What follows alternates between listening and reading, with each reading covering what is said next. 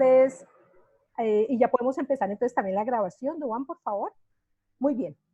Para nosotros, desde la Pontificia Universidad Javeriana de Cali, es un gusto volverlos a encontrar este quinto jueves de de este espacio que ya se está convirtiendo en un espacio regular de encuentro en diversos temas. Esta tarde, entonces, nos reunimos en este espacio llamado Perspectivas y Controversias en tiempos de COVID-19, que lo organiza y lo coordina el Departamento de Salud Pública de la Pontificia Universidad Javeriana Cali, de la Maestría en Salud Pública de la Javeriana Cali también, y de nuestro semillero en Salud Pública que se llama Creadores de Estrategias Innovadoras e Integrales CREIS. Para esta tarde damos la bienvenida a la doctora Dion Alexandra Cruz, quien tratará el tema de violencia de género y pandemia del COVID-19, retos y desafíos para el Estado y la sociedad colombiana. La doctora Cruz Arenas es politóloga con énfasis en gestión pública de la Pontificia Universidad Javeriana de Bogotá. Ella es magíster en administración de empresas y especialista en pensamiento estratégico y prospectiva de la Universidad Externado de Colombia. Ella es diplomada en Derechos Humanos y es catedrática universitaria de la Pontificia Universidad Javeriana y de la Escuela Superior de Guerra. Tiene trayectoria de más de 15 años en el sector público y es asesora, investigadora y consultora tanto a nivel nacional como internacional de organizaciones públicas, privadas, étnicas y comunitarias. En este momento es la actual presidenta de la Asociación Colombiana de Salud Pública. El tema de violencia de género que va a ser tratado hoy, la doctora Cruz lo tratará en esta ocasión bajo las siguientes perspectivas: bajo la variable sociocultural, la respuesta institucional y comunitaria, las condiciones especiales de la cuarentena y evidentemente cerrará con las recomendaciones para superar a la llamada pandemia de las violencias de género.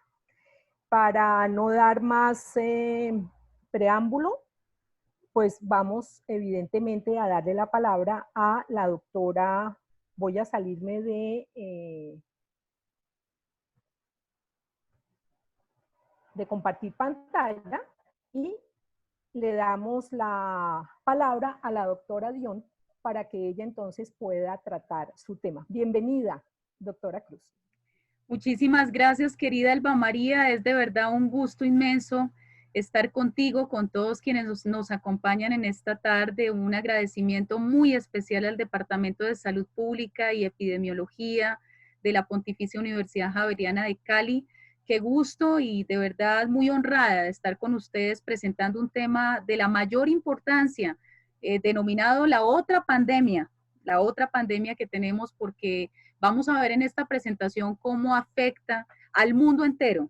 Y el caso colombiano no es la excepción. De hecho, de acuerdo a los indicadores, Colombia ofrece una panorámica muy grave en relación con América Latina y el Caribe. Se ubica dentro de los 5 primeros países con el mayor número de casos de violencia de género, violencia intrafamiliar, violencia personal, feminicidios, abusos sexuales contra niñas, jóvenes, adolescentes, mujeres de todas las edades. Y justamente como ha comentado Elba María, pues vamos a empezar por la dimensión cultural que tiene esto, porque el trasfondo realmente es bastante antiguo, data de la época de la conquista y la colonia, que fue avasallante, que fue atroz, que fue arrasadora con toda esa cultura tan rica que había en nuestros pueblos amerindios, ¿no?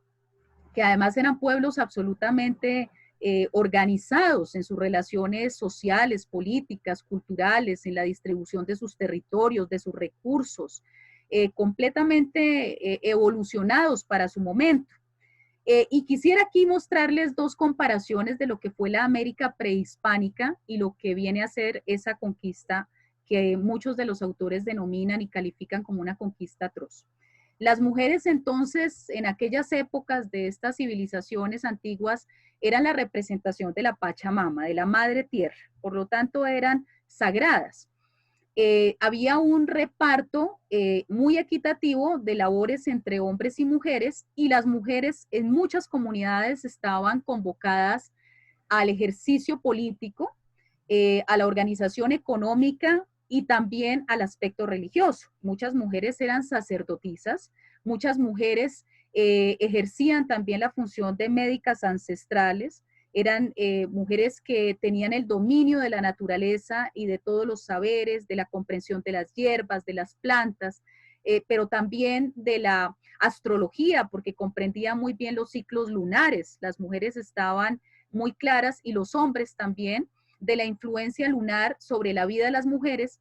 Incluso en las comunidades antiguas, vamos a encontrar que, por ejemplo, en el gran imperio inca, quienes ponían las semillas a la hora de sembrar los campos eran las mujeres, porque tenían una energía especial y lo hacían cuando estaban en épocas de fecundidad, cuando estaban ovulando. El hombre abría el hueco en la tierra y la mujer ponía la semilla impregnando la tierra de toda esa energía vital. Aquí vemos, por ejemplo, una afirmación de Ruth Shady, que es la directora de la zona arqueológica de Caral. Quiero contarles a quienes no sepan, pero Caral es la civilización más antigua de nuestra América, data de 5000 años antes de Cristo, según la UNESCO. Y ella plantea que las sociedades ancestrales promovieron relaciones de armonía entre ambos géneros y la necesidad de complementar sus funciones para lograr condiciones de beneficio social general. Desde luego que tenemos en esto otros testimonios en la historia que nos dan cuenta de un cierto patriarcalismo en algunas culturas, pero nunca al nivel al que llegamos después de la conquista. Y con la conquista entonces viene justamente pues todo un ejercicio oprobioso, un ejercicio violento contra las mujeres, contra los hombres desde luego, pero este proceso se da utilizando el cuerpo femenino como territorio arrasable para propagar terror y ejercer control sobre la población nativa. Esto es muy importante tenerlo claro. Es decir, no solamente se ejercía la violencia de manera, digamos, masiva sobre la población, sino que se hacía una violencia selectiva hacia las mujeres, porque como las mujeres eran sacras, también era una manera de ofender esa dignidad de los pueblos indígenas, de los pueblos ancestrales, y doblegarlos. Por eso Lázaro Fonte en el siglo XVI dice lo siguiente textualmente: si no se hacía así, los indios se alzarían y se rebelarían, y los que no estuvieran alzados no vendrían a servir ni a dar la obediencia que debían, ¿no? Este ejercicio se hizo de maneras muy violentas, ¿no? Se constituyeron, por ejemplo, harenes de mujeres esclavizadas, mujeres que eran abusadas, sometidas a vejámenes. Los bebés de las mujeres, mientras sus madres los lactaban, muchas veces fueron arrojados sobre las piedras.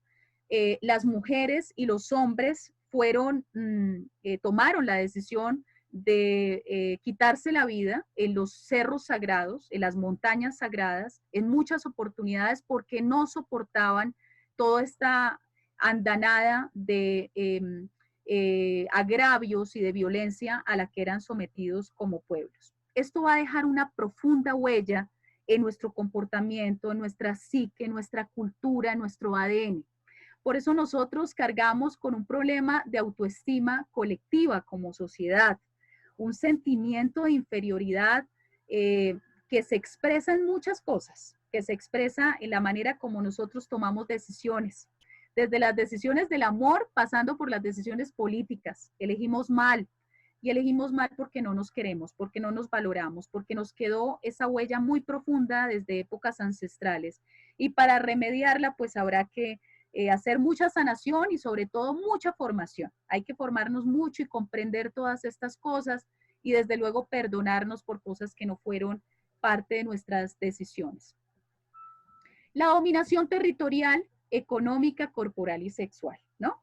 Los españoles desembarcan en América con un conjunto de ideas que vienen de la Edad Media, ¿no? Ubiquémonos en esa época de la cacería de brujas. las mujeres les era dado naturalmente hablar con las plantas, con los animales. Y por ello entonces eran tachadas de brujas y eran llevadas a las hogueras y eran ofendidas, mancilladas en su honor. Esos hombres llegan a América y encuentran unas mujeres expuestas corporalmente, unas mujeres que no tienen ese tipo de tabúes sobre el cuerpo. Ellos vienen con una cultura religiosa católica donde la desnudez es un sinónimo de mancha, de pecado, de sospecha, y de alguna manera crean un imaginario porno, ¿sí?, en torno a lo que pasa con esa América indígena.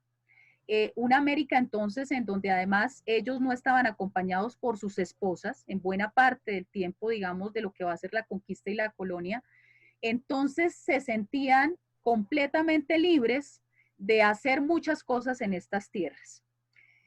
Fíjense ustedes el cronista bogotano Juan Rodríguez Freile cómo lo describe. Las mujeres eran consideradas sabandijas, víboras, cabezas de pecado y destrucción del paraíso. Porque recuerden que nosotros cargamos con ese pecado original entre Adán y Eva, cómo Eva se deja seducir por las palabras de la serpiente y se termina castigando porque Adán le hace caso, ellos son expulsados del paraíso, ¿no? Hasta el día de hoy tenemos en muchas homilías en las iglesias, yo soy católica y debo reconocer que ese tipo de lecturas nuevamente repetidas sin un contexto histórico pueden generar muchísimo daño. Si esa era la lectura de la mujer blanca, imaginemos qué pasaba con las mujeres indígenas o las mujeres de descendencia afro, ¿no? Esto era completamente maximizado, la percepción, la indignación que existía en esa relación. Entonces, definitivamente una marca importante que nosotros tenemos originaria en la construcción de nuestra identidad está marcada por el patriarcado. El patriarcado. Esta antropóloga que es tan famosa, Rita Segato, sostiene que con la llegada de estos conquistadores se pasó de un patriarcado de baja intensidad a uno de alta. Se instaura entonces esa idea del macho violento, viril, construida con la imagen del colonizador. El colonizador que conquista el territorio, que conquista las creencias de las personas, sus imaginarios, sus usos y costumbres, sus mujeres, sus cuerpos y demás. Y esa dominación la arrastramos hasta el día de hoy. Y aquí Rita Segato lo explica, ¿no? Desde aquellos excluidos del sistema que sienten que en la casa siempre tienen a alguien a quien aplastar, como tras esa fosa común, miren ustedes qué expresión tan espantosa pero tan real, de cadáveres de mujeres pobres y de ascendencia indígena o afro, violentadas de forma extrema, y que sirven a las mafias para exhibir su poder y su listón de bestialidad entre sus pares y el Estado. Obviamente esta es una autora muy crítica, muy dura, pero si nosotros contrastamos lo que dice esta antropóloga con hechos como el más reciente, aquí les puse en esta presentación, que vale decir es para ustedes con mucho cariño, es de ustedes, fue hecha con cariño para ustedes, entonces la vamos a divulgar con quienes nos acompañan en esta videoconferencia. Aquí tenemos entonces al periodista Fabio Zuleta y a Roberto Barroso, que se autodenomina un palabrero guayú. Este es un periodista pues muy connotado, muy conocido en la costa Caribe, dirige el programa Buenas tardes con Fabio Zuleta de una importante emisora en Valledupar. Y recientemente entablan estos personajes una conversación que podríamos decir pareciera una conversación privada, solo que se hizo en los micrófonos de un medio de comunicación que estaba siendo escuchado por cientos, miles de personas, y luego del escándalo se magnifica mucho más el conocimiento de ese programa, en donde estos dos señores conversan sobre la trata de personas, así, de manera abierta, sin ningún pudor. Y entonces el periodista le pregunta al palabrero si todavía venden a las niñas, adolescentes, jóvenes indígenas, y él le responde que sí, que en la Alta Guajira todavía se presenta y se puede acceder a una joven. Y que además se puede acceder a jóvenes vírgenes y que además ellas saben hacer las arepas y saben hacer las mochilas. O sea, hay toda una suerte de digamos, intercambio como si se tratase de un artículo de mercado, además de un tema que tiene unos aditamentos en materia de servicio doméstico, explotación y abuso laboral, de excesos de toda índole. Esto, desde luego, que desató una gran polémica nacional en los líderes y lideresas de opinión, en las instituciones gubernamentales, en la comunidad wayú, que se sintió absolutamente ofendida y que tuvo que salir públicamente a explicar conceptos que para ellos son muy importantes, como el matrimonio en la cultura wayú, la dote que se entrega para la familia de la pareja, que está constituida por chivos, por collares, por mantas, por mochilas, todos los elementos que pueden asegurar de alguna manera una cierta sostenibilidad financiera para la nueva familia y la familia que se constituye cuando esta pareja decide unirse en matrimonio. Más allá de la connotación que eso puede tener, de lo que cada uno de nosotros considere, la sociedad occidental observe, Colombia reconoce la identidad y la pluralidad cultural como un valor esencial en nuestro Estado. Pero eso es muy diferente a hablar de trata de personas, hablar de venta e intercambio de favores sexuales, de abuso y explotación laboral, sexual, infantil, ¿cierto? Ahí hay que, creo que hacer una diferencia importante, y justamente por ello se abrieron investigaciones en Fiscalía General de la Nación, Procuraduría General de la Nación. Es un tema que está en este momento vivo y es muy importante comprenderlo en el marco de lo que estamos viendo en esta charla de hoy. Muy bien. Ahora vámonos un poco a ver el tema de las cifras.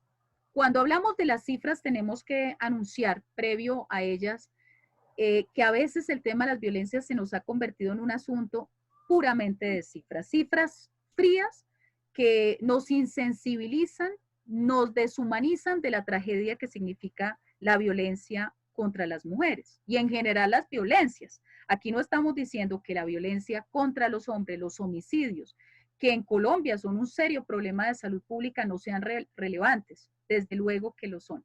Pero vamos a ver cómo estas violencias de las que hablamos hoy se ensañan contra las mujeres en particular, por su condición de mujeres, por su identidad de género. Entonces vamos a ver que estas denuncias vienen en ascenso, pero quiero precisar varias cosas. En el 2017 se presentan 101.276 denuncias por violencia intrafamiliar. En el 2018 bajan las denuncias, ojo, bajan las denuncias. No estoy diciendo que baje la violencia, porque aquí tenemos que hacer varias alertas importantes, ¿cierto? Alerta en esta información. Y es que en Colombia hay un altísimo subregistro y en el mundo entero hay países donde el subregistro es más alto que en otros por sus condiciones de contexto, por las barreras de acceso a la justicia, por el temor a las represalias, por la revictimización a la que son sometidas las mujeres cuando se atreven a denunciar. Ya vamos a ver de todo eso. Pero se dice que en Colombia solo el 10% de los casos son denunciados. Atención con esto. O sea que cuando analicemos las cifras, analicémoslas con beneficio de inventario. Esto es algo muy similar a lo que pasa con el COVID-19. Atención también. Porque cuando nos dicen, por ejemplo, que en Colombia tenemos un nivel de contagio, al día de hoy estamos con una cifra, la más reciente de las cifras de contagio que tenemos en Colombia, ¿sí? Entonces decimos que son 42.078 contagios que tiene el país y 1.372 muertes. Entonces uno diría, ah, bueno, entonces comparativamente empiezan a hacer las comparaciones con el mundo y nos mostramos como que estamos muy bien y nos damos unas palmaditas en la espalda. Pero realmente tendríamos que decir, sobre todo desde la perspectiva de la salud pública, que en realidad en Colombia no estamos haciendo pruebas masivas, descentralizadas, a poblaciones de riesgo, ¿verdad? Entonces tendríamos que contar que en promedio diariamente hacemos 12.000 pruebas con todo el esfuerzo que ha significado llegar ahí. Tener 64 laboratorios, ¿sí?, habilitados público-privados, que no teníamos cuando empieza la pandemia, pero que están solo ubicados en 19 departamentos de Colombia. O sea que hay 13 departamentos que no tienen laboratorios para hacer sus pruebas, para darle lectura rápidamente. Y hay municipios a los que los resultados de las pruebas se les pueden tardar 2, 3, hasta 4 semanas, lo cual no ayuda a tomar decisiones acertadas. Hacer los famosos cercos epidemiológicos, aislar a las poblaciones, tomar las medidas del caso. Entonces podríamos hablar de un subregistro indudablemente, y creo que ese es un tema que tenemos que evaluar. Lo mismo ocurre con el caso de la violencia intrafamiliar. Por favor, no nos pongamos contentos cuando nos digan bajó, ¿sí? ¿Bajó qué? Bajó la denuncia. Y eso tendría que ser, por el contrario, un síntoma de alerta, ¿cierto? Como pasa hoy con el tema del confinamiento. ¿Qué está pasando? Vamos a verlo más adelante. Lo cierto es que para el 2020, hasta abril, la cifra oficial era de 35.019 denuncias por violencia intrafamiliar. Estas son cifras de la Fiscalía General de la Nación. Tengamos en cuenta que siempre hay unas disparidades entre información de Fiscalía, Instituto de Medicina Legal y las cifras que reporta la sociedad civil, que ya se ha venido organizando en buena hora a través de observatorios, de redes de mujeres, de apoyo, que ofrecen lecturas paralelas muy valiosas. El 90% de los agresores en Colombia son absueltos. La impunidad es absolutamente alta y eso es uno de los aspectos que tenemos que entender, evaluar y desde luego operar sobre él. Pero veamos el tema de los feminicidios, que son los asesinatos de las mujeres por su condición de ser mujeres, de haber nacido mujeres, o por motivos de su identidad de género. Ojo con este tema porque allí están las poblaciones de los sectores LGBTI. El caso de las mujeres trans, que quizás son de las poblaciones más estigmatizadas, más discriminadas y más violentadas que tenemos en nuestro país. Las cifras de feminicidio son alarmantes.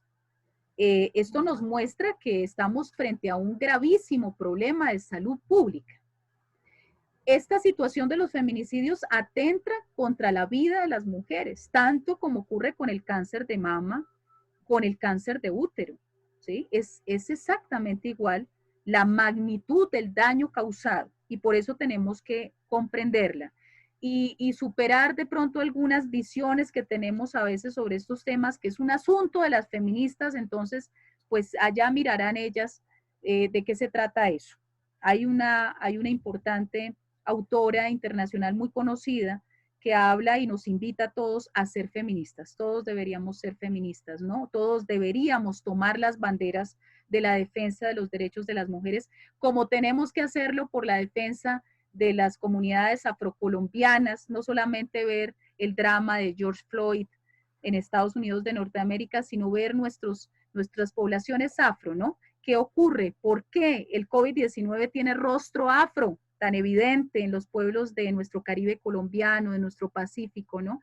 Entender mucho más estos asuntos. Solo hasta el mes de abril, queridos amigos y amigas, este año ya el Observatorio de Feminicidios en Colombia señala que llevamos 155 mujeres asesinadas por su condición de mujeres. Ojo con esta estadística tan alarmante. Cada 22 minutos en Colombia se registra un abuso sexual contra nuestros niños y niñas y el 74.4% de las víctimas son niñas. En Colombia estamos en un debate entre el populismo punitivo, ¿cierto? Y la sensatez de algunos sectores que dicen que más allá de hacer la cadena perpetua, que de hecho es inconstitucional, tendríamos que operar sobre las causas que conducen a que este tipo de estadísticas se presenten en Colombia y que marquen de una manera tan definitiva la vida de miles de personas, ¿no? Y paralelamente a ese debate de la cadena perpetua hay un debate muy importante sobre prohibir definitivamente el castigo físico, psicológico, cualquier acto violento contra nuestros niños y niñas en el proceso de crianza. Cambiarlo por pautas positivas de crianza, saludables, amorosas, respetuosas, que generen seguridad, que aporten en el desarrollo cognitivo, que generen afecto, ¿no? Que generen confianza entre padres, madres, hijos, desde luego cuidadores. Así como estos niños de la fotografía que les puse en contraste, porque son niños y niñas absolutamente felices, ¿no? Y todos deberíamos tener ese derecho legítimo a ser felices. El enfoque diferencial y la perspectiva de género. Importante esto. Los quiero invitar a que comprendamos algo. Las violencias de género no se expresan de la misma manera si las analizamos por regiones, por poblaciones, por etnias, por orientaciones sexuales, por discapacidad, por condiciones, por ejemplo, de violencia y desplazamiento, por migración. Resulta que se agudizan, se exacerban, se hacen todavía más crueles en ciertos contextos. Y aquí quiero invitarlos a que se apropien de este concepto de la interseccionalidad. Es un concepto propio de las ciencias sociales, que la ciencia política lo ha trabajado muchísimo, pero ya las ciencias de la salud también han hecho un muy buen uso de este concepto que nos trae Kimberlé Crenshaw, que es una activista y académica muy importante, y en 1989 ya aporta el concepto de la interseccionalidad como el estudio de las identidades sociales, solapadas o intersectadas, traslapadas, ¿no? Y sus respectivos sistemas de opresión, dominación y discriminación. Lo que pretende esta teoría es analizar cómo varias categorías biológicas, sociales y culturales, como el género, la etnia, la clase, la discapacidad, la orientación, la religión, la edad, la nacionalidad, se interrelacionan en múltiples y simultáneos niveles y van dando lugar, van dando forma a justicias, a injusticias sistemáticas y desigualdades sociales desde una base multidimensional. Voy a darles un ejemplo. No es lo mismo ser una mujer afro, víctima de desplazamiento, con alguna situación de discapacidad, estando ubicada en la zona rural de mi región, de la región en la que habito. No es lo mismo a lo que le puede pasar a una mujer de tez blanca, mestiza, educada, que ha tenido la oportunidad de entrar, por ejemplo, al sistema educativo formal, tener esa posibilidad de educarse, de tener ciertos referentes sociales. No son las mismas mujeres. Y cuando analizamos, por ejemplo, el tema del machismo, de la cultura patriarcal, de la discriminación, a veces pasamos por ahí como si todos fuéramos iguales y no lo somos. La interseccionalidad es una invitación a hacer ese análisis. Y les traje en esta presentación algo maravilloso que quiero dejarles hoy.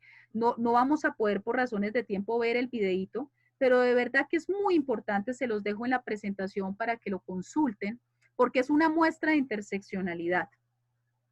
Y es un análisis que se hace en este video sobre cómo la pandemia del COVID-19 afecta a dos poblaciones importantes, a las personas que ejercen trabajo sexual y a las personas que son habitantes de calle. ¿Qué ocurre con esas poblaciones en medio de la pandemia? ¿Y cómo podemos representar ese concepto de interseccionalidades en esa realidad que transcurre en las vidas de estos seres humanos? Y entonces entramos a decir que la pandemia del COVID-19 nos preocupa, pero también nos preocupa la pandemia de la violencia de género y aquella curva que no aplana, ¿no? En efecto, miren ustedes que a nivel mundial 1 de cada 3 mujeres será víctima de violencia física o sexual al menos una vez en su vida. Aquí aparecen los indicadores, las diferencias, ustedes las pueden ver en los contextos.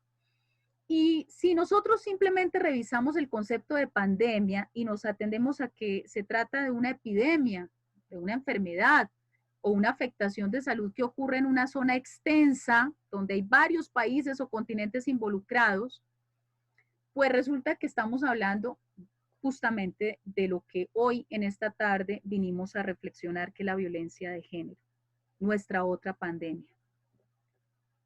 ¿Cuáles pueden ser los trágicos efectos de la cuarentena para la salud y la vida de las mujeres? No existía una manera más efectiva en ausencia de una vacuna y un tratamiento médico que declarar la cuarentena en muchos de los países del mundo. Así se hizo. Y entonces pensamos que era la mejor manera de proteger a la población y desde luego que lo es.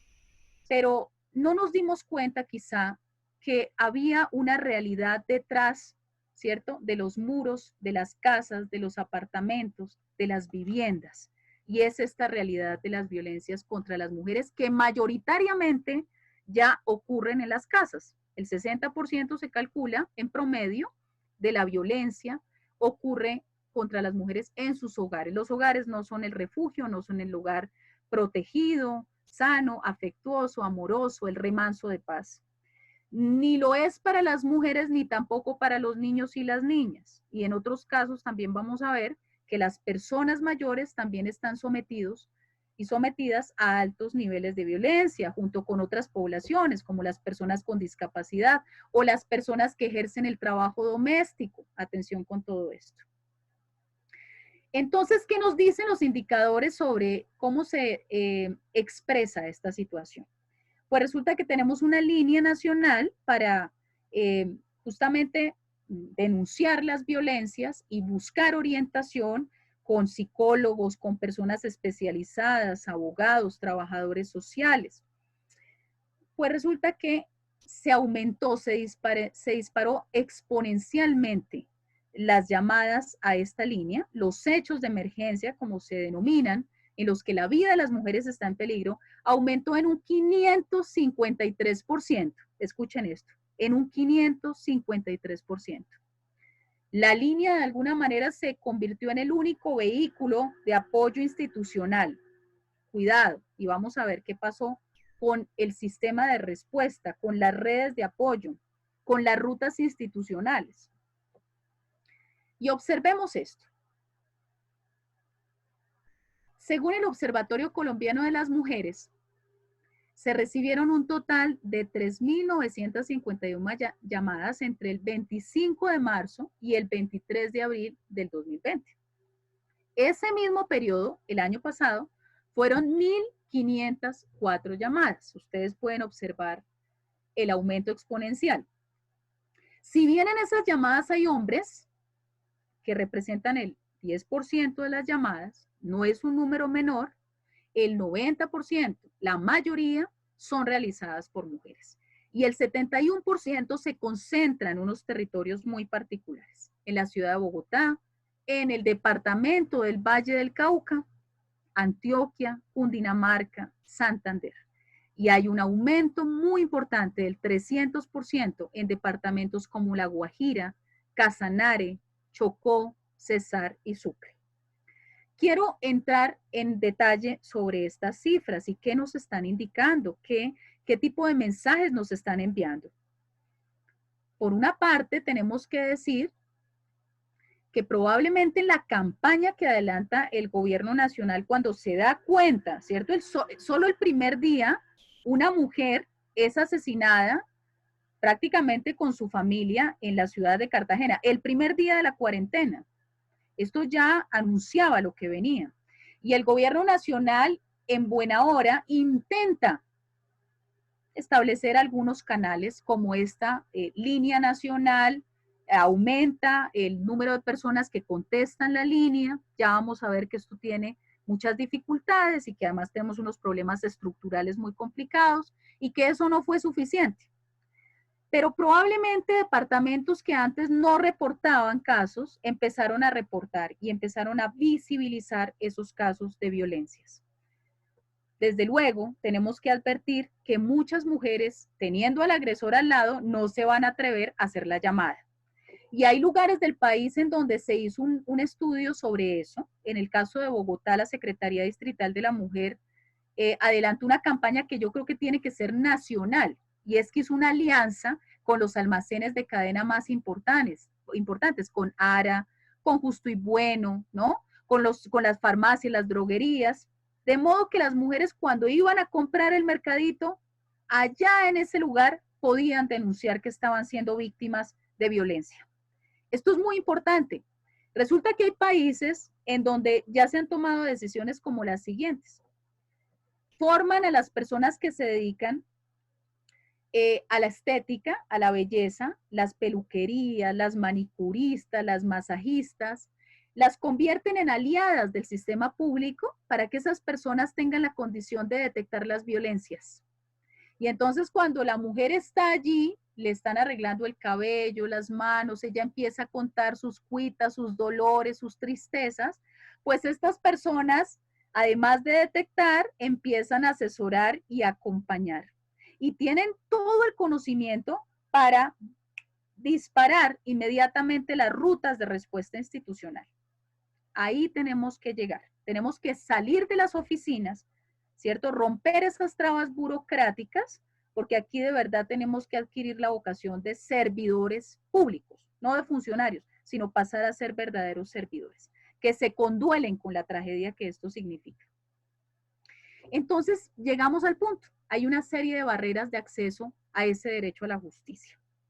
¿Se revictimiza a las mujeres? Sí, mis queridos amigos y amigas, todavía se les hacen señalamientos, se les culpabiliza de la situación, se les estigmatiza, se les discrimina. Todavía tenemos audiencias de conciliación con el agresor y la víctima, a pesar de que las normas han prohibido esto expresamente. Todavía se pide conciliación, cuando además no hay equidad en esa relación, completamente dispar per se por la situación de violencia. Los requisitos y trabas burocráticas rompen el principio de derecho universal de la presunción de la fe. Aquí las mujeres llevan las de perder, porque de entradita tienen que demostrar la agresión. Si la señora no presenta hematoma, no es tan grave, ¿sí? No, que me están amenazando de muerte. Aquí hay unas cifras muy graves y es que muchas de las víctimas de feminicidio habían pedido ayuda, habían solicitado y clamado al sistema de justicia colombiano colaboración y evidentemente no la recibieron. Deben llevar testigos, imagínense ustedes, como si estuviéramos en los países musulmanes, ¿sí? Hay una película extraordinaria que ahorita se las pongo en el chat, que habla de eso, ¿no? De un proceso, de un juicio de divorcio, en el que una mujer en medio de esta cultura intenta hacer su divorcio y resulta que tiene que traer los testigos, pero los testigos que lleva terminan diciéndole a la mujer y al tribunal que ella no debería separarse realmente, porque pues eso ofende todas las tradiciones. Estamos como en otras culturas, es increíble.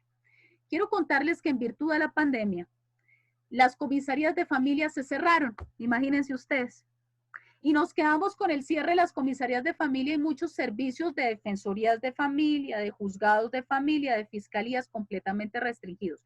En vez de reinventarnos, como nos piden todos en los medios de comunicación, ¿cierto? Reinventémonos, pues las instituciones tenían que ser las primeras llamadas a reinventarse, a ver cómo le llegaban al ciudadano, a las mujeres violentadas, a los niños y niñas abusados. No, cerramos las instalaciones y hasta ahí llegó nuestra labor, ¿no? Ojo con eso.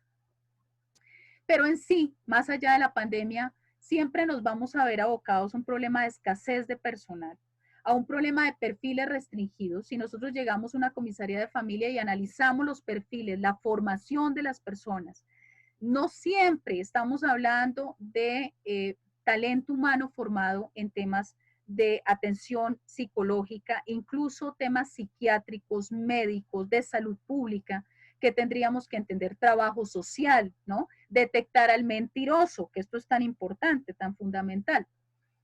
Y hay una tremenda deshumanización en la atención de la víctima y la familia. Todo esto tiene que superarse para que nosotros logremos dejar atrás la pandemia de las violencias de género. Y no somos iguales.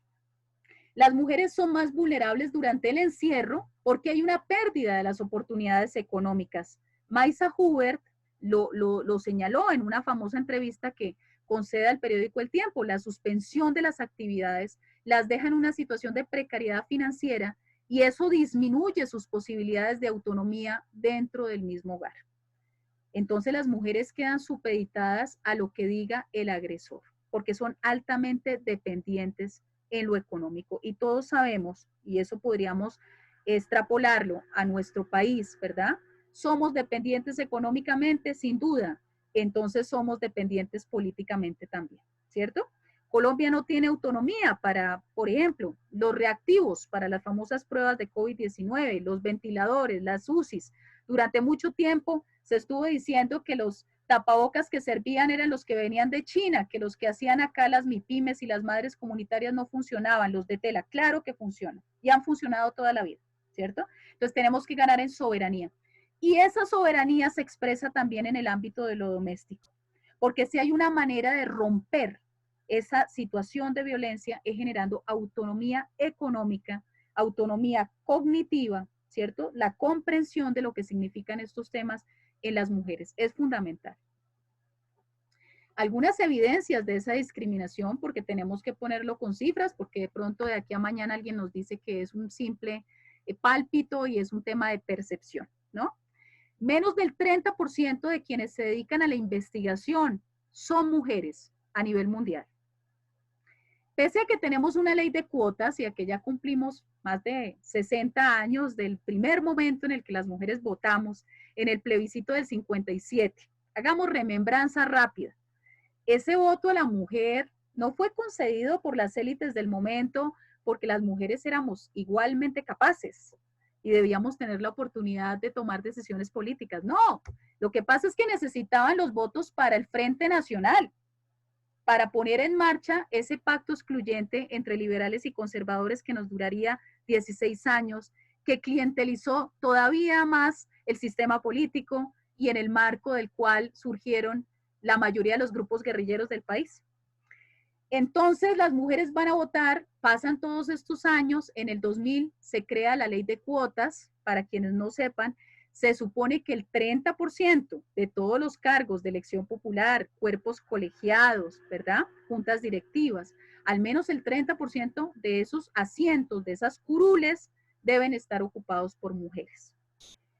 Resulta que no hemos llegado ni siquiera a cumplir la ley de cuotas. Las mujeres no ostentan ni el 20% de los espacios de toma de decisión política.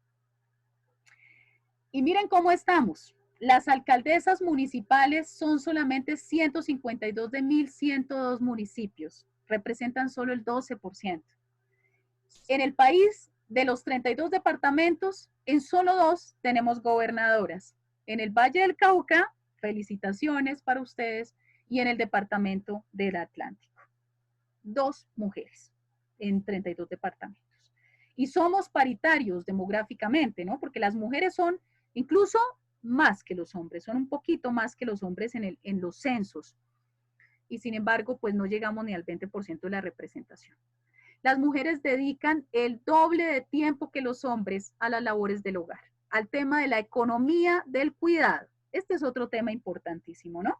El mundo ha dado grandes debates sobre cómo valorar económicamente ese aporte al Producto Interno Bruto, lo que significa que haya cientos de mujeres en el hogar, ¿cierto? Dedicadas al cuidado de sus familias, de las personas mayores, de personas enfermas, de personas con discapacidad, ejerciendo un trabajo, porque es un trabajo, absolutamente desgastante y brutal y completamente ingrato. En el Distrito Capital quiero contarles que en el plan de desarrollo aprobado recientemente se reconoce por primera vez la economía del cuidado y se habla de toda una política pública que Bogotá va a desarrollar para reconocer el aporte de las mujeres y hombres, ¿no? Esto no es un tema de las mujeres y hombres, pero es que la mayoría de quienes se han dedicado a estos asuntos han sido las mujeres. Las mujeres haciendo el mismo trabajo que los hombres en el país ganan un 30% menos, la famosa brecha salarial o brecha laboral. Atención con esto, haciendo exactamente el mismo trabajo. Y resulta que las mujeres ganan el 30% menos. Y observemos cómo nos pega el desempleo, sin mencionar que la informalidad tiene rostro femenino. La informalidad en Colombia, según el DANE, está por el orden del 43%, pero según otros reportes, se dice que es más del 50% de nuestra economía nacional. Eso salió a la luz con el COVID-19, ¿no? O sea, esa realidad del país. En el caso del desempleo, para el trimestre de enero a marzo, observen ustedes esta diferencia, casi duplica. La tasa de los hombres es del 9.8% y la de las mujeres el 16.4%. Ahí podremos entonces entender por qué el confinamiento, las medidas de cuarentena, pegan más duro a las mujeres que a los hombres. Tenemos unos avances normativos maravillosos, mis queridos amigos y amigas. Yo les he puesto aquí algunos de esos avances normativos. La Constitución del 91 en sí fue revolucionaria para su momento. El hablar del derecho a la vida, el derecho a la salud, el derecho a la igualdad en su artículo 13, los derechos sexuales y reproductivos que están inherentes cuando hablamos, por ejemplo, de esa decisión autónoma que toma la familia y la pareja sobre el número de hijos. Ya empezamos, ¿no?, a introducir ese concepto de derechos sexuales y reproductivos. El respeto entre hombres y mujeres, la eliminación de las violencias, esto arranca con la Constitución del 91. El derecho a la interrupción voluntaria del embarazo, con la famosa sentencia de la Corte Constitucional, que ustedes saben muy bien la lucha que ha representado estos años, porque no se ha podido. Hay un amplísimo desconocimiento, un incumplimiento flagrante de las disposiciones de esta sentencia. Y en el caso de esta pandemia ha sido todavía más complejo acceder a este considerado derecho fundamental y en general a todo lo que significan los derechos sexuales y reproductivos. El tema del acoso laboral, que está contemplado también desde el año 2006 con la ley 1010, que todos sabemos, ese acoso laboral, además aquí tenemos unas limitaciones, y es que la norma nos habla del acoso en el marco de relaciones formalizadas, de contratos, digamos, de planta, pero no nos habla de esa cantidad de contratos de prestación de servicios, ¿cierto?, que son la mayoría en nuestro país, tanto en las entidades públicas como privadas. La ley 1257 de 2008, que es de las princesas, yo creo, es una norma que yo les pediría que revisen en detalle, que la lean a conciencia, porque en esta norma se condensan todas aquellas medidas para proteger a todas las mujeres en nuestro país, para generar una vida completamente libre de violencias. Desde las violencias económicas, sociales, laborales, psicológicas, físicas, absolutamente todas. Y le da una invitación muy clara a la sociedad a superar esas violencias. La sociedad tiene que ser entonces corresponsable. No nos puede pasar lo que nos pasa diariamente, que vemos en los medios de comunicación. Llegan los periodistas al sitio de los hechos, donde están levantando el cuerpo de una mujer víctima de feminicidio, y entonces las cámaras se enfocan a los vecinos. Y los vecinos afirman lo siguiente: sí, conocíamos a la pareja, sí, escuchábamos golpes, sí, a ella se le veía triste, la vimos en la tienda varias veces con gafas oscuras. Nadie hizo nada. Nadie hizo absolutamente nada. ¿Cómo así? ¿En dónde estaba la corresponsabilidad de nuestra sociedad? ¿Dónde estábamos todos nosotros? No se trata entonces aquí de enfrentar al agresor de manera directa, nadie está diciendo eso, pero sí se trata de hacer la llamada oportuna, sí se trata de sacar el silbato cuando corresponde, sí se trata de acercarme a la víctima en un momento especial, donde pueda quizá darle una palabra de aliento, asesorarla, o yo mismo tomarme el trabajo de denunciar, porque además existe la posibilidad de hacerlo de manera anónima. La ley 4799 de 2011 nos habla de esas medidas de protección específicas en el ámbito de la justicia. La igualdad salarial también está arreglada, acciones en salud y seguridad social, la formación tan importante, ¿no?, el ejercicio de los derechos humanos, la educación para la sexualidad, la prevención y la mitigación de la violencia escolar. Algo importante, fundamental, la declaración del feminicidio como delito autónomo, la llamada ley Rosa Elvira Celi, en honor a esta mujer empalada en el Parque Nacional, que logra llamar a la línea de emergencias, la atienden tarde y como era una mujer humilde, la llevan a un centro de salud absolutamente distante de donde se encontraba, pudiéndola llevar al San Ignacio, que estaba a 2 cuadras del lugar de los hechos. Rosa Elvira Celi, después de agonizar varios días, muere, y en virtud y en honor a esta mujer, a esta víctima, se declara el feminicidio como delito autónomo con unos agravantes muy interesantes. Cuando, por ejemplo, el agresor, el asesino, es un servidor público, cuando el asesino es una persona que convive, es la pareja, ¿no? El famoso compañero sentimental que a veces nos genera un poquito de choque, ¿no? Cuando escuchamos en los medios de comunicación, compañero sentimental, aquel que lacera, que lastima, que mata, que ofende, ¿no? Eso no es compañero sentimental, es el verdugo de esa persona. la política pública para la garantía del ejercicio efectivo de los derechos de las personas LGBTI. Tengamos muy en cuenta también esas visiones diferenciales y esas tragedias que se esconden detrás de las cifras. Porque en el caso de las mujeres trans, por ejemplo, las cifras no son fiables. Prácticamente las cifras las llevan las mismas organizaciones que trabajan con ellas. Entonces allí tenemos pues unos retos enormes.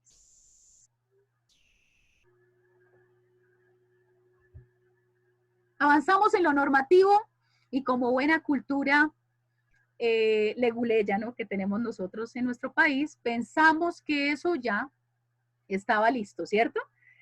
Cuando la gente trabaja en el Congreso, en las asambleas departamentales, en los consejos municipales, en las juntas administradoras locales, o cuando las personas tienen una formación de abogadas, piensan que hecha la norma, listo, ¿cierto? Sancionada y como que ya se da por cumplida. No hay nada más que hacer, ni siquiera difundir la norma. Grave error. ¿Dónde quedó la cultura? ¿Qué pasó con la transformación social que teníamos que dar para eliminar esas violencias y para intronizar en nuestro ser individual y colectivo lo que significaban esos marcos normativos? Pues observemos qué ha pasado con la cultura. Aquí les muestro algunas perlas. Nosotros estamos saturados, ¿cierto?, de publicidad sexista, machista, patriarcal, los detergentes, los alimentos, la presentación de noticias, la farándula. Se le desnuda prácticamente a las mujeres que se dedican a estos temas, y si ellas fueran, si fuera su voluntad de desnudarse, no hay ningún problema, ¿cierto? Porque eso sería maravilloso. Pero más bien se les obliga a hacerlo para generar un rating mayor, para generar mayores audiencias. Se venden toda suerte de artículos con el cuerpo femenino y eso tiene unas repercusiones en nuestra sociedad. Nunca olvido a una joven que me encuentro en una calle bogotana en épocas prácticamente de volar cometas. Ustedes saben que más o menos en agosto pues los vientos son tremendos, y esta niña tenía una camiseta bastante vaporosa para un clima como el bogotano. Y entonces yo le digo, corazón, ponte un saquito, te vas a enfermar, mira el viento que está haciendo. Y me dice, no puedo porque es que estoy vendiendo los camiones. Ella portaba una publicidad de camiones, y si yo me llego a poner un saco, aquí viene mi supervisor y me pega, porque es que yo tengo que estar atractiva para entregar la publicidad, ¿no? Estoy hablándoles de eso tal vez el año pasado. La cocinita de la princesita Sofía, que se vende en todos los almacenes de cadena. Observen, por favor, esta aberración. La cocinita de la princesita Sofía, ella sale prácticamente por los fogones, que son como las ventanitas de su cocinita. La casita de la princesita Sofía es su cocinita. Y es absolutamente romántica, ¿no? Bellísima en sus colores, muy atractiva para las niñas. Y si ustedes ven en muchos de las cartillas, digamos, revistas publicitarias que utilizan estos almacenes de cadena, van a encontrar siempre a las niñas con las cocinitas o con las ollitas, y a los niños todavía los encontramos con los carros, con los armatodos, ¿no? Con los legos. Entonces allí ya estamos definiendo unos roles. Y recientemente se presenta una polémica muy interesante en Twitter, porque justo el día de ayer había un importante evento de la casa editorial El Tiempo sobre los primeros 100 días de la pandemia. Y les quiero contar que de todos los invitados, que eran 7 personas, no había una sola que fuera mujer. Exministros muy importantes, salubristas destacados, ¿no? Líderes de opinión muy importantes, pero no había una sola mujer en ese panel. Y lo más curioso es que parece que no nos damos cuenta, ¿no? Nadie señala, ni siquiera, este no es un tema solo de la casa editorial El Tiempo, es un tema que tiene que ver con los invitados.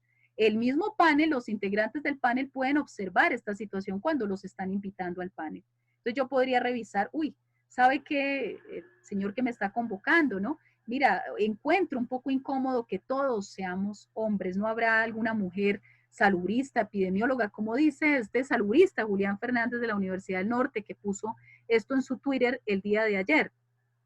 Alguna socióloga, alguna empresaria, ¿no? Porque eran más o menos los perfiles que estaban convocados. Normalizamos el patriarcalismo, el machismo, ¿no? Lo hacemos parte de nuestra cultura, nos parece muy normal. Y por eso tenemos que empezar a resolver esta situación. Quiero contarles que hay algo maravilloso en esa ley Rosa Elvira Celi, en el artículo 11. Por favor, tómelo para ustedes.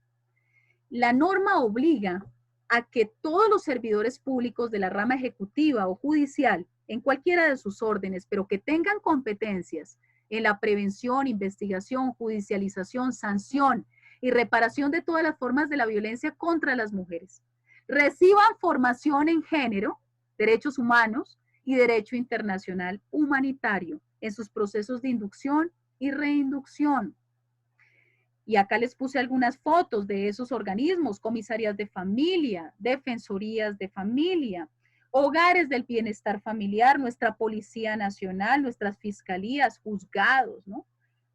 Son muchísimos los que tienen que recibir esta formación tan importante para hacerse sensibles al tema género. Y hay un mandato jurisprudencial también, declarado por 2 sentencias muy importantes. Los jueces deben aplicar el derecho a la igualdad, ojo con esto, y el enfoque diferencial en sus decisiones, y deben formarse en la perspectiva de género. Para poder ponderar las pruebas, por ejemplo, analizar si hay inequidades, si hay desigualdades en el caso, y dictar entonces sus fallos para equilibrar muchísimo más esa situación que existe entre hombres y mujeres. Estos fallos son muy importantes y recuerden ustedes que todas estas sentencias hacen parte de nuestro bloque de constitucionalidad. ¿Qué retos tenemos, mis queridos amigos y amigas, para ir cerrando nuestra conferencia y escuchar las preguntas de ustedes maravillosas, sus aportes y demás? Tenemos muchísimos retos. El primero, liberarnos de esta cultura machista que nos somete, y no solamente a las mujeres, a los hombres también, ¿no? Que les impone una serie de roles y de imposturas que son completamente infelices para ellos y para quienes los rodean, que les privan, por ejemplo, de ser padres maravillosos, amorosos, de formar en valores, de ser amigos dulces que pueden expresar sus sentimientos, de ser seres sensibles que pueden llorar y que no está mal que lo hagan. Desaprendiendo y educando a nuestros niños y niñas en el respeto, el afecto, el autocuidado, la autoestima, la inclusión y la equidad de género. Tenemos que deshacernos de las violencias. Si nosotros sometemos a nuestros niños y niñas al castigo físico, psicológico, los estamos condenando a la violencia a largo plazo. A lo largo de sus vidas los vamos a hacer esclavos de este tipo de situaciones. Y seguramente si el padre ha sido violento, la madre ha sido violenta, pues no nos parezca raro que en el futuro encontremos parejas violentas y que repitamos esos ciclos. O que encontremos en el alcohol, en las sustancias psicoactivas, en el juego, en el sexo, un refugio ante las lesiones que nos pudo dejar la violencia, ante los efectos que nos pudo dejar en nuestra alma, en nuestro espíritu, en nuestra psique. Repudiando socialmente y denunciando cualquier caso de maltrato o abuso físico, psicológico o sexual contra niñas, jóvenes y mujeres. Esto es esencial. Sensibilizando y formando a jueces, comisarios, policiales, magistrados, fiscales en equidad de género y derechos humanos. Tejiendo redes solidarias, empáticas y compasivas entre las mujeres, la famosa sororidad. Las mujeres tenemos que ser aliadas constantemente, bajar la crítica entre nosotras, ¿no? De pronto es probable que a veces seamos muy duras porque algunas no tienen la formación en género y entonces resulta que generamos como una especie de grupos, ¿no? Como muy basados en el tema del conocimiento, y aquellas que no tienen esa formación pues de pronto no nos gustan, o aquellas que lucen físicamente o estéticamente de una manera, entonces ya no son bienvenidas. Ojo con eso, la vocación de las mujeres siempre tiene que ser esa, ser aliadas de las mujeres, apoyar a las mujeres. Mientras una mujer está ascendiendo, trabajando, liderando, visibilizando, estamos todas con ella. Y por lo tanto tenemos que apoyarla, ¿verdad? Para que desarrolle estos roles. Así que esto tiene que ver con todo, ¿no? Los liderazgos que se ejercen desde una junta de acción comunal. que son tan válidos como los que ejercen los congresistas, las congresistas, o los que se ejercen en nuestras vidas cotidianas, en nuestras organizaciones, en nuestros ámbitos laborales, ¿no? Que tenemos que quitarnos esa afirmación de la cabeza que nos hace tanto daño. Ojalá que no toque jefe mujer. Yo prefiero a los hombres. Voy a hacer este trámite, espero que me toque con un hombre. Y esto es dicho por mujeres. Entonces, esa situación la tenemos que transformar y tenemos que comprender que entre más cercanas, más aliadas seamos, mucho mejor. Y finalmente, el empoderamiento económico de las mujeres. Tenemos que ganar en autonomía, superar las brechas que tenemos en materia salarial, el problema de la informalidad, el tema del subempleo, apostarle a la mujer rural, a la mujer campesina, a la mujer afrocolombiana, a la mujer indígena, a todas las mujeres de nuestro país. Ellas deberían tener absoluta prelación, porque tenemos una deuda histórica con ellas, y eso se llama las famosas acciones afirmativas, ¿no? Con ellas tenemos deudas, y para ponernos al día, pues tenemos que enfatizar las políticas públicas, los programas, los proyectos, absolutamente todo dirigido a nuestras mujeres. De esa manera, entonces, las mujeres lograrán seguramente superar estas situaciones que hemos vivido tan graves, no solo en la pandemia del COVID-19, sino a lo largo de la historia, como les he mostrado en este tiempo. Les dejo unas foticos también aquí de algunos eventos que hemos desarrollado con la Asociación Colombiana de Salud Pública. Aquí está nuestra doctora Elba María también representándonos en un evento en la ciudad de Cali en algún momento. Está nuestra secretaria general. Esta es una organización abierta para que además cada uno de ustedes se sienta convocado a vincularse a la asociación. No necesita una formación en salud pública, sino por el contrario, una vocación, un amor por la salud pública. Desde las distintas disciplinas, desde el trabajo comunitario, ustedes son convocados a participar.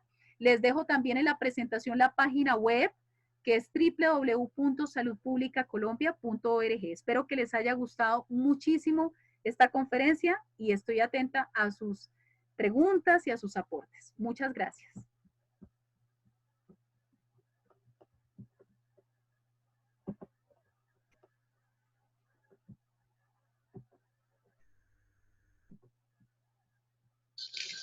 Hola, buenas tardes. Bien. ¿Se me escucha? Pues qué pena. Sí, no, adelante.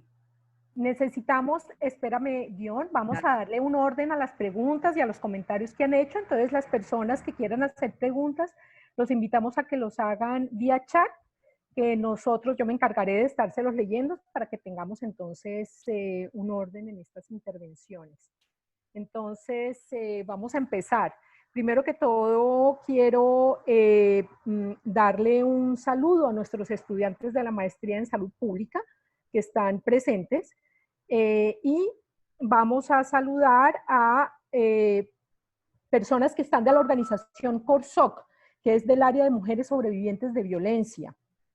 Y están también la Red de Mujeres de Paz del Magdalena, presentes aquí, que les queremos dar pues un saludo de bienvenida. Vamos a empezar entonces con las preguntas o los comentarios que vienen entonces. ¿Cómo dicen? Uno de los comentarios, dicen, existen mujeres que sin darse cuenta existen mujeres que sin darse cuenta en esta discriminación estructural, en su lenguaje y acciones atacan a las mismas mujeres. Es uno de los comentarios que hemos recibido. Otro de los que tenemos es, no sé, dice, el decreto es muy específico, el decreto 749 del 28 de marzo de este año, del 2020, ¿hasta dónde obliga a las comisarías de familia frente a la atención víctimas de violencia intrafamiliar? ¿Tú quieres ir respondiendo o quieres que te haga las preguntas de manera continua, Dion? Necesitamos micrófono para Dion. Espérate. Elba María Linda, yo creo que preséntame las preguntas y respondemos mejor. Ok. Listo. Otro de los comentarios. En este aislamiento, la carga laboral se nos ha triplicado y sumamos las tareas domésticas. Por lo tanto, terminamos exhaustas.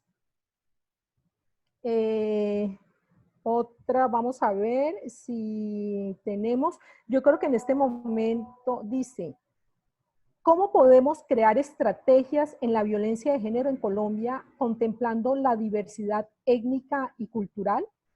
Nuestras propias culturas milenarias tienen estas corrientes patriarcales. Esta es una de las grandes preguntas. Gracias, Elba María. Son preguntas fabulosas. Muchas gracias a todos y a todas por expresarlas. El primer tema de la falta de solidaridad entre las mujeres es un tema fundamental. Es la misma pregunta que muchas personas se hacen. ¿Por qué nuestras abuelas, nuestras madres son las más machistas, no? A pesar de ser mujeres. Pues justamente esa es la respuesta. Es que han sido víctimas históricas de la violencia de género, del machismo, de la cultura patriarcal. Y no es fácil deshacerse de eso, no es nada fácil. Eso requiere realmente mucho trabajo, mucho acompañamiento.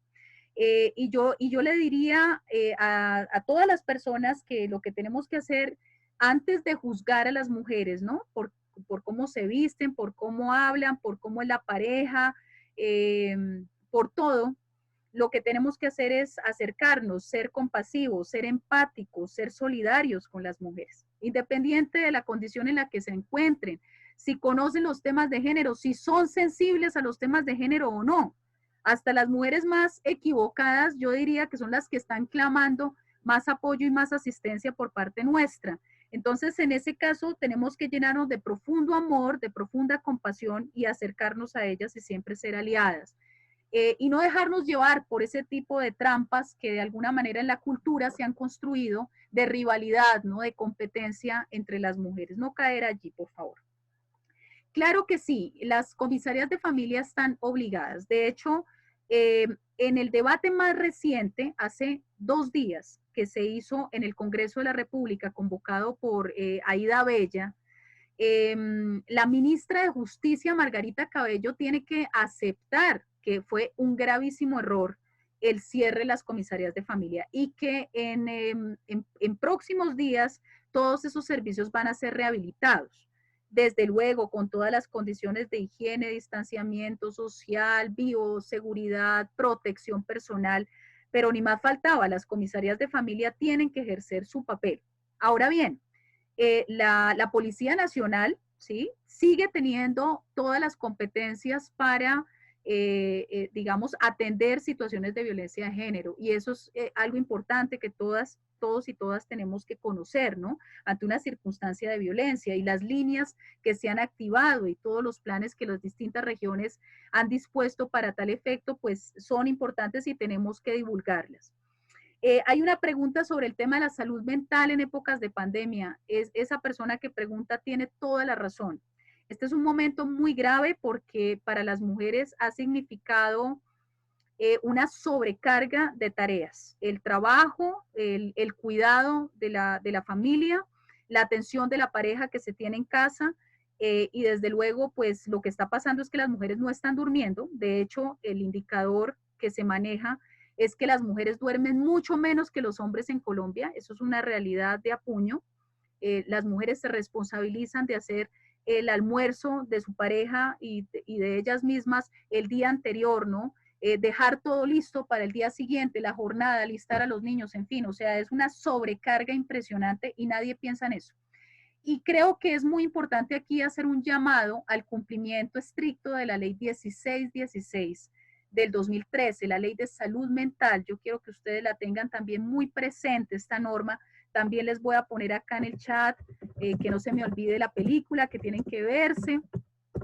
Esta norma de salud mental es fundamental porque es que todos los colombianos tenemos derecho a la salud mental. Eso no es un tema menor, ¿no? Y parte de los problemas que hemos tenido en esta pandemia tienen que ver con eso, ¿no? Una interrupción de los servicios terrible. Y pues para muchas personas la cuarentena ha disparado unos problemas de depresión, de ansiedad, de claustrofobias que no están siendo atendidas de la mejor manera. Digamos que eso se está empezando a remediar y yo diría, no teman, por favor, ir a una cita de atención psicológica. Uno realmente necesita, así como necesitamos a los médicos y a nuestros trabajadores de la salud que están hoy defendiendo su pellejo, ¿no? Porque es que es increíble. Nuestro país es cosa seria, ¿no? Yo veía en noticias recientes cómo iban en la costa Caribe, tal vez en Barranquilla, los trabajadores de la salud a laborar, ya con disfraces, ¿no? Para proteger su identidad de posibles agresiones. Esto es realmente el colmo. Entonces, realmente esta situación de los médicos, necesitamos a los trabajadores de la salud, pero también necesitamos dentro de ese marco a nuestros psicólogos y psiquiatras y no debemos tener temor por consultar esas personas que son expertas, que se han formado para asistir y ayudar en esas situaciones que a veces nos sentimos completamente agobiados. Entonces, mi recomendación es pidan por favor sus citas de medicina general y obviamente pues después de la cita solicitar su cita de atención psicológica. Estos servicios son fundamentales, pero reserven tiempos para ustedes, a pesar de todo lo que eso cueste, eso no es fácil, pero hay que reservar tiempo para nosotras, ¿no? Para estar con nosotras mismas, para meditar, para estirarnos, para hacer pausas activas, para consentirnos, ponernos una mascarilla mientras hacemos el oficio, hacer deporte, leer, hacer las cosas que nos gustan es fundamental, ¿no? Amarnos es importante. Primero nos amamos a nosotras mismas y luego podemos amar a la humanidad. Y la última pregunta que me hicieron, que me parece sumamente interesante, que son las estrategias, ¿no? En relación con poblaciones diversas, en la perspectiva de lo pluriétnico, lo multicultural. Me parece esencial. Colombia no ha entendido todavía ese tema. O sea, nosotros estamos todavía en pañales en relación con esos asuntos. Nos falta mucha formación y hay que formar, aquí también alguien dijo, ¿no? La formación en género también tiene que pasar por maestros, maestras, nuestros docentes, sin duda alguna.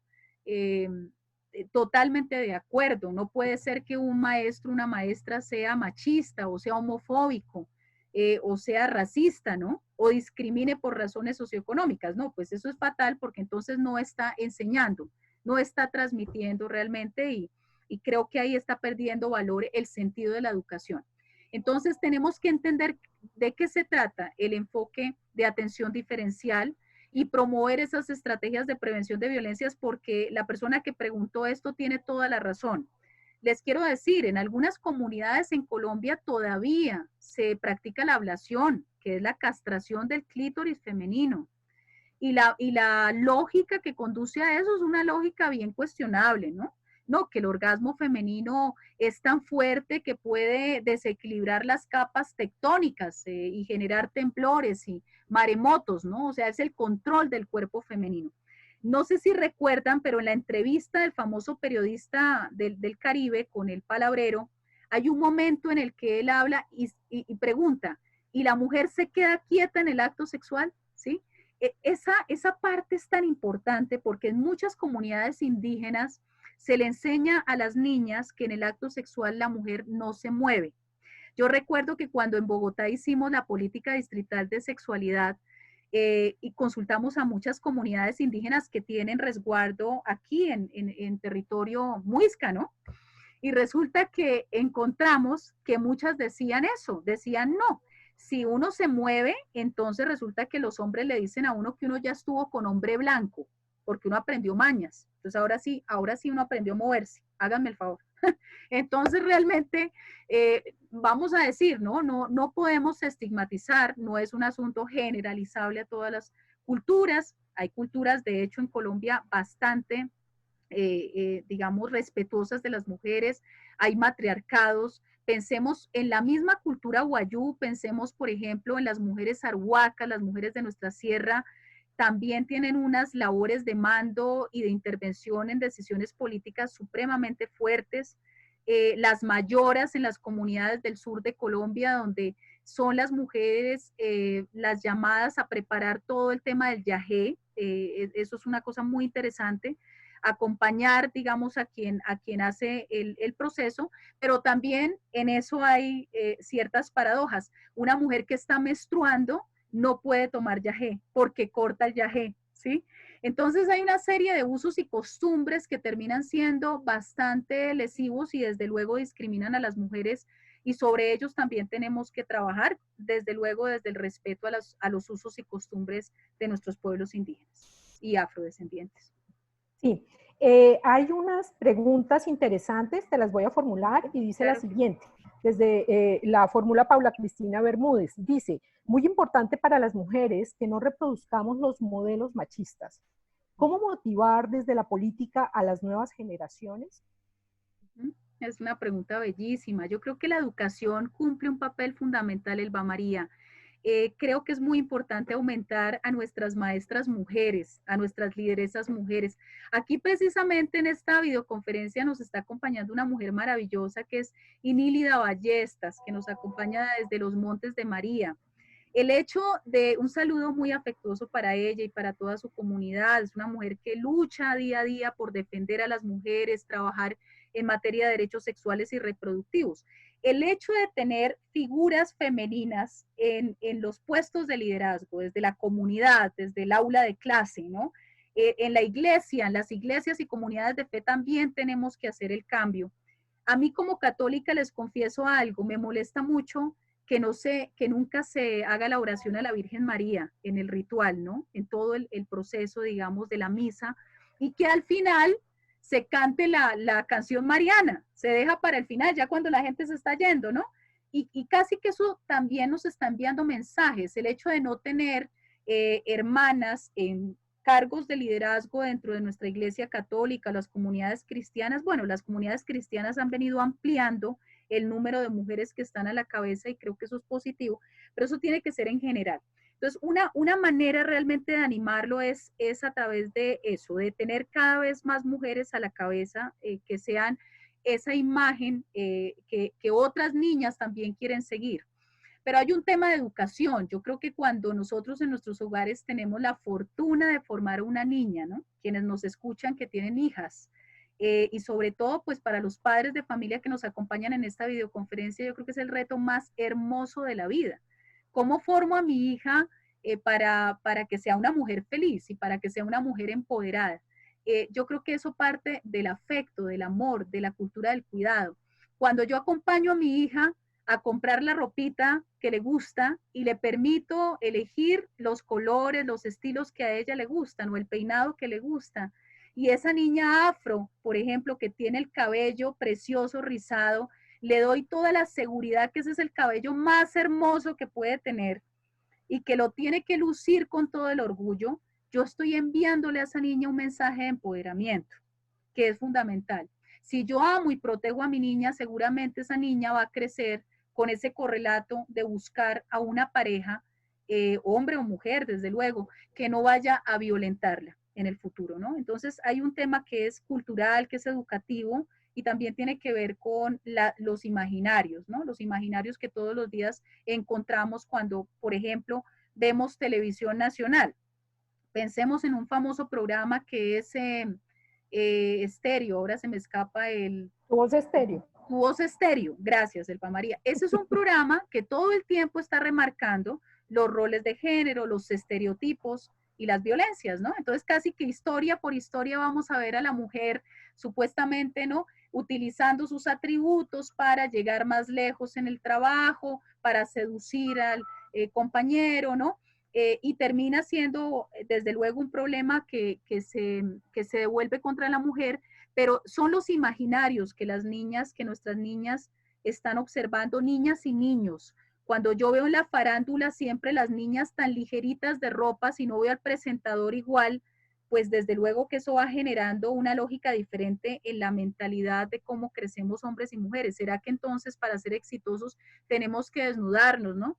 O en muchos lugares del país, fruto del narcotráfico, también se construyó una cultura de intercambio, ¿no?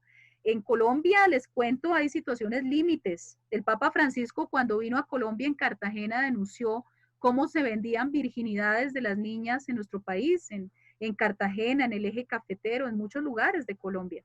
Y son situaciones vergonzosas en las que tenemos que observarnos más allá de juzgar a quien lo hace, entender por qué hemos llegado a esos límites como sociedad.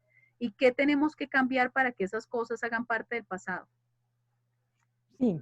Hay otra pregunta, Dion, y la formula Marcela Revillaga y dice, ¿qué recomendaciones tiene para la formación de profesionales de la salud con enfoque de género? Bellísima pregunta, excelente y le agradezco muchísimo. Uy, hay mucho por hacer. Pensemos que normalmente quienes tienen estas formaciones de género son personas de las ciencias sociales, hay digamos como una línea fuerte en las ciencias sociales en relación con el género, pero eso no es transversal a todas las disciplinas y entonces ahí tenemos que trabajar. En el mundo de las ciencias de la salud podríamos hacer maravillas. Yo quiero contarles que, por ejemplo, en la ley 1257 del 2008 que mencionamos en nuestra conferencia, se hace un llamado muy especial a los trabajadores y trabajadoras de la salud, porque ellos pueden detectar los casos de violencia. Un odontólogo, un médico, cuando hace un proceso de diagnóstico, cuando hace la consulta y empieza a auscultar el cuerpo de la mujer, incluso hay personas que son víctimas de violencia a quienes les es muy difícil mostrar su cuerpo. Eso de entrada ya es una alerta. Entonces, si las personas tienen la formación y son sensibles al género y de hecho normativamente están obligadas a denunciarlo, aun cuando esa mujer no tenga el valor o realmente tenga mucho temor, este profesional sí tendría que decir, aquí hay un caso y hay que investigar. Y lo tiene que poner en conocimiento de las autoridades. Y eso es una cosa que nosotros no estamos haciendo, ¿sí?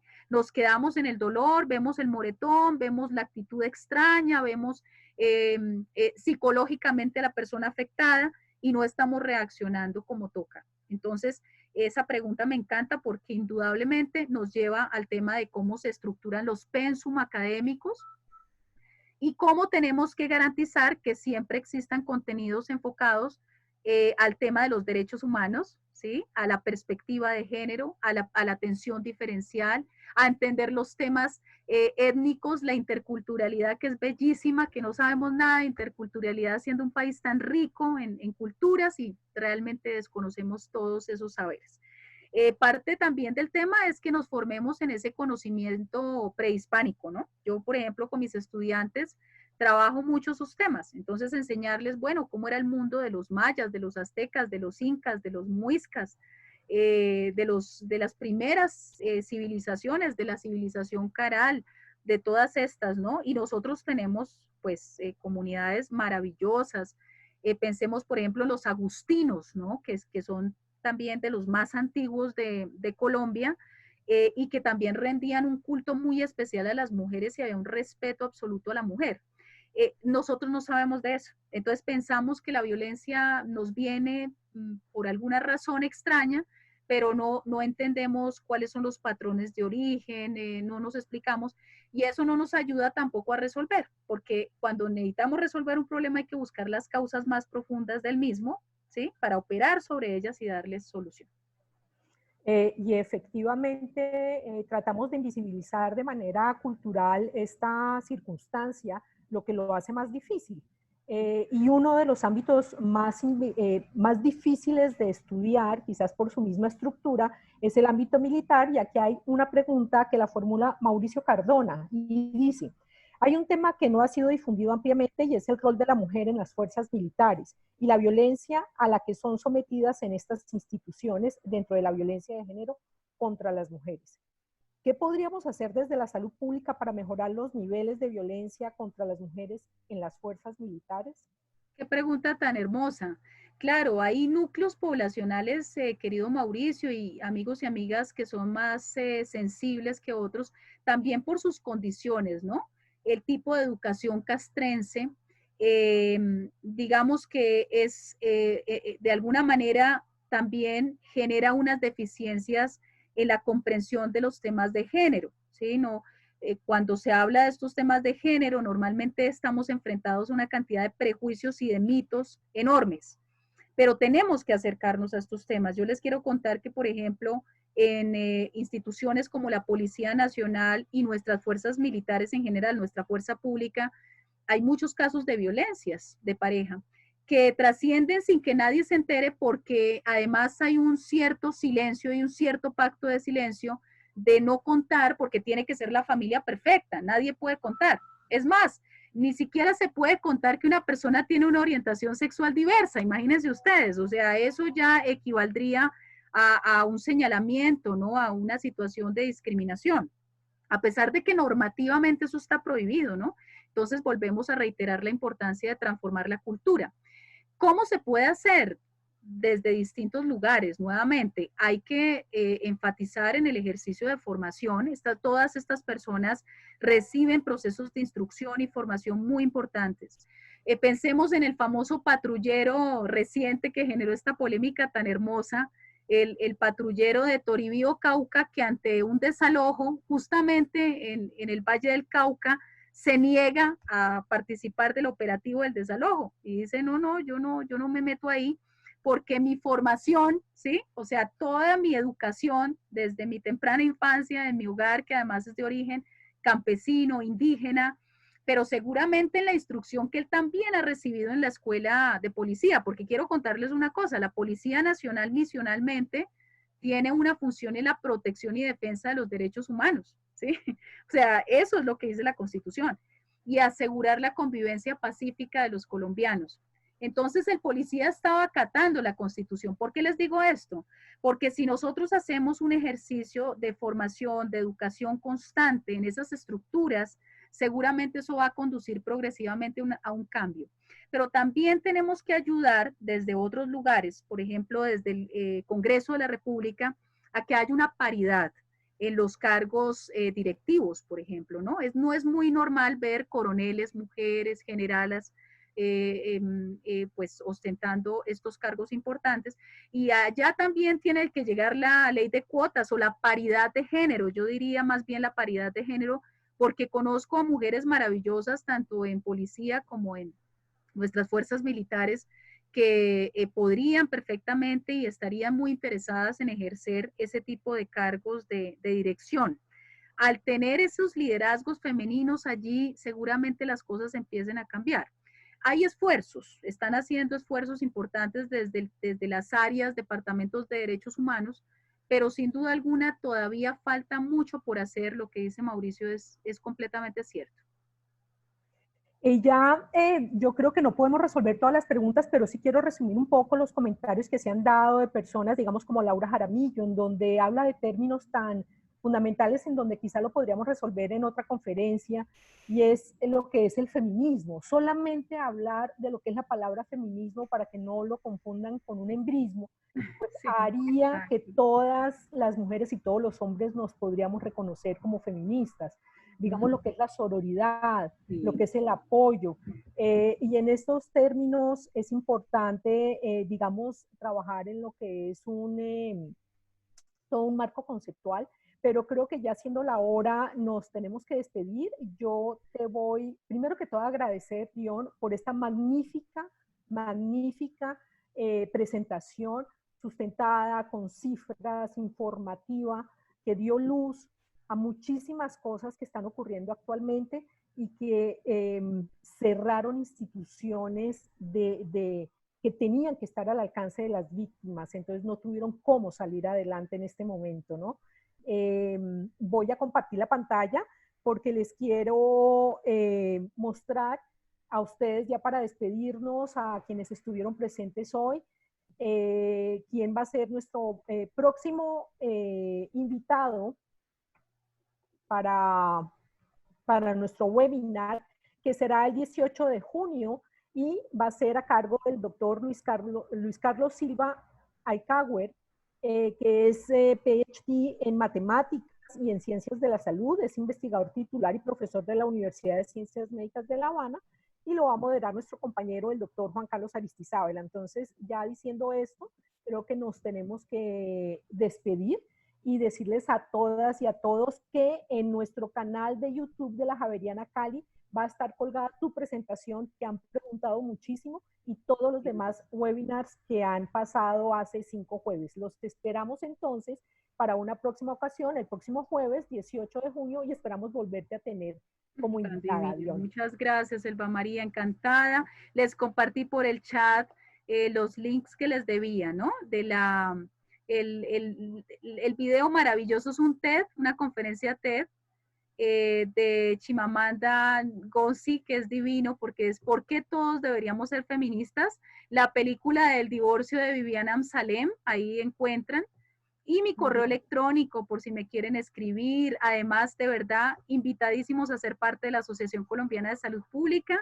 Van a encontrar en la página web toda la información para que se vinculen, es completamente abierta y estaríamos encantados de contar con ustedes. Un abrazo muy grande, muy afectuoso. Muchas gracias, Alba María, nuevamente por la invitación, y a la Javeriana de Cali, un gusto, un enorme placer. Una feliz noche para todos y todas. Mil gracias. Mil gracias a ti. Bueno, entonces cerramos y nos vemos entonces el próximo jueves a esta hora, a las 5 de la tarde. Hasta luego a todas y todos.